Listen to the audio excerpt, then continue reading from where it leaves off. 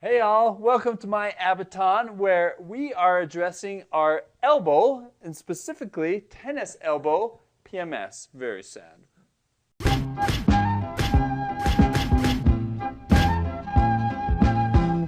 I'm Dr. Abaton and this is Mr. Abaton, a shadow of your future self. Today, Mr. Abaton has some lateral elbow pain, and we're talking about pain that's occurred on the outside of the elbow here. And it's caused by a lot of different things, but we're going to be a little more specific to where your pain is and what you can do about it today. Tennis elbow, or known as lateral epicondylitis, which we're going to actually refer to as lateral epicondylosis, because when you get these tendons come across, what they're finding with the new research is that it's more of actually a wearing down or breaking down of the collagen fibers and the tissue. It's not just a chronic inflammation.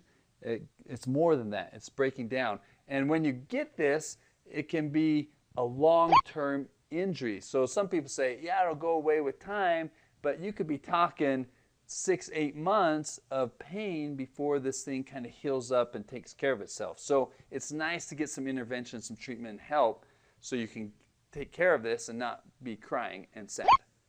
Like Mr. Abaton here. Very sad. Let's first talk about how this happens. It can happen with a sport like tennis when you're swinging those racket and you're getting a lot of stress on that arm as you're going through supination and pronation.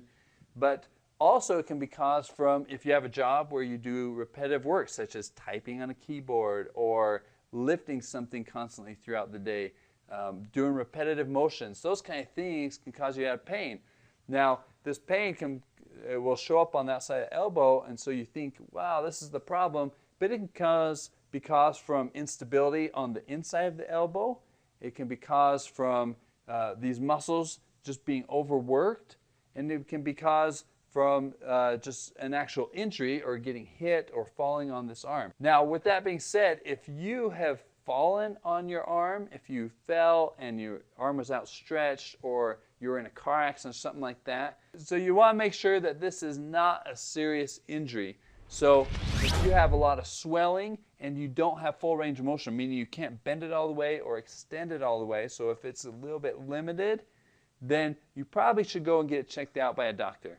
Then that could be a sign that you have possible fracture or dislocation or something like that. Also, if you're getting pain along with difficulty breathing or chest pain, you're probably having a heart attack. So you probably want to go get that checked out. Don't go to your physical therapist for that one. Now, also, one more kind of red flag is if you're getting numbness, tingling, and elbow pain here, or maybe your hand's getting really cold with elbow pain, that would be another thing you want to get checked out. With this injury, a lot of times what you have a couple muscles that are really kind of the main contributors to this. You have these muscles along your forearm that come up, and you can feel this as the bony part of your arm as it comes down from your humerus. A lot of muscles will attach right here on this spot. And you have a couple main contributors. The brachioradialis and the extensor carpi radialis brevis are often kind of contributors to this area that you have pain. You want to first of all address it with ice. And one of my favorite ways to ice is an ice cup.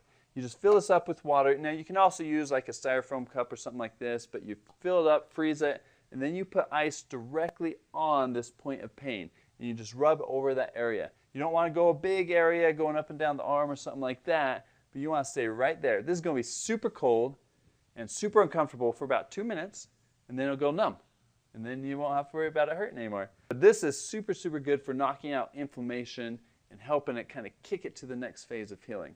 So ice cup is a great tool. Now, if you don't have something like this, or you don't want to take the effort to freeze a paper cup with water in it, then you can just put an ice pack on there. That'll work. Make sure you put a cloth, ice pack, and make sure it stays safe and not too cold.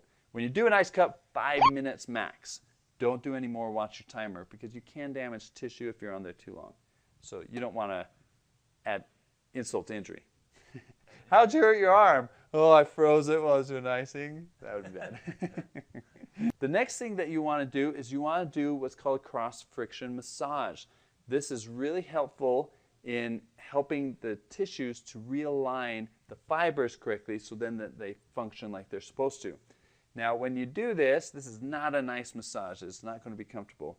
But you take this arm, we're going to just extend it just like so, and we are going to beat Mr. Abaton up. You can do this yourself, but you get your thumb on there, or your fingers, either way, and you find that bony spot there, or your painful spot. You go just above it, you put your fingers, add pressure, and slide over it, just like so. You don't take your fingers off.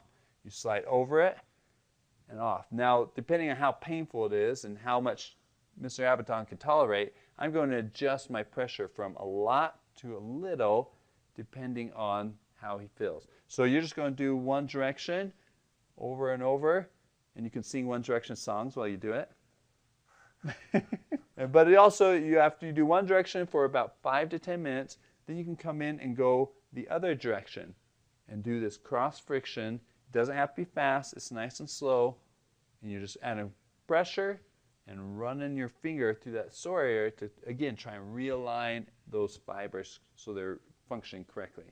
After you do that, then we're going to do a little exercise and a little bit of stretching. So one of my favorites for this particular injury is to get a weight.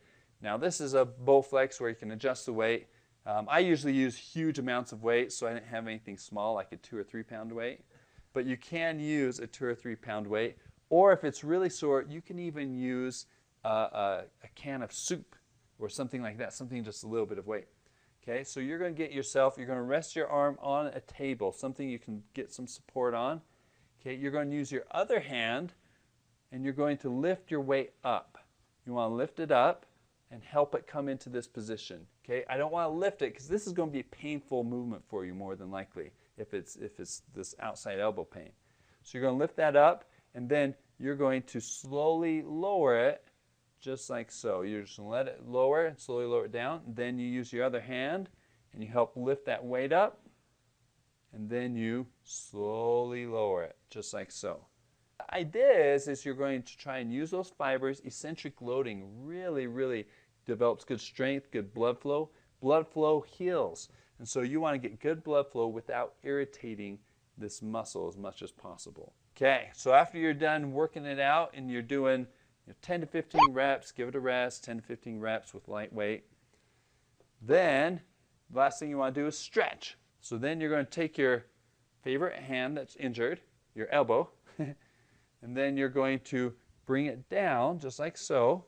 And then you want to play with the positioning a little bit. So you bring it down to stretch and you want to try turning that hand in, turning it out. You find your painful spot and then you bend the elbow and straighten the elbow. And you do what's called a rhythmic stretching. Bend the elbow and straighten. If it's too much of a turn, you can just leave it in one spot. But you want to bend and extend that. If you can get it in and stretch those elbow extensors and bend and extend, bend and extends and go on and off that and stretch it. Again, we're trying to stretch those collagen fibers, get those fibers nice and aligned and stretched out and loosen things up.